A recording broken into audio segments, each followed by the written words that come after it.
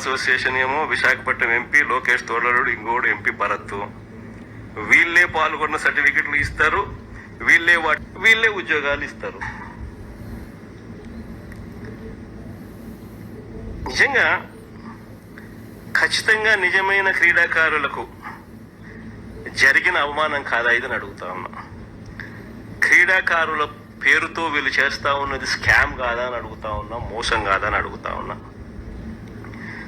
ముందు తన వాళ్ళకేమో ఉద్యోగాలు వచ్చేలా జీవో నెంబర్ 4, జీవో నెంబర్ 47తో గేట్లు తెరిచినాడు. ఇది చూడండి బాగా ఆశ్చర్యంగా. ఫస్ట్ వాళ్ళకి అందరికీ ఉద్యోగాలు వచ్చేట్టుగా జీవో నెంబర్ 4, జీవో నెంబర్ 47తో గేట్లు తెరిచినారు. అంటే డిఎస్సి పరీక్షలు రాయాల్సిన అవసరం లేదు, నువ్వు పాల్గొంటే చాలు, పాల్గొన్న సర్టిఫికేట్ కూడా మేమే ఇస్తున్నాము అని గేట్లు తెరిచినారు. గేట్లు తెరిచిన తర్వాత వాళ్ళందరికీ లోపలికి పంపించుకున్నారు. పంపించుకున్న తర్వాత మళ్ళా జీవో నెంబర్ 23, 25 and 56తో మళ్ళీ గేట్లు మూసేసినారు. అంటే పాత జీవోలు మళ్ళీ రద్దు చేసినారు.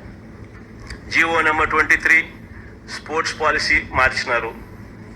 జీవో నెంబర్ 25 ఇంతకు ముందు ఇచ్చిన జీవో 4ను రద్దు చేస్తూ, జీవో నెంబర్ 56 ఇంతకు ముందు ఇచ్చిన జీవో నెంబర్ 47ను రద్దు చేస్తూ అంటే గేట్లు ఎత్తుతారు, వాళ్ళ మనుషులందరికీ లోపలికి పంపిస్తారు.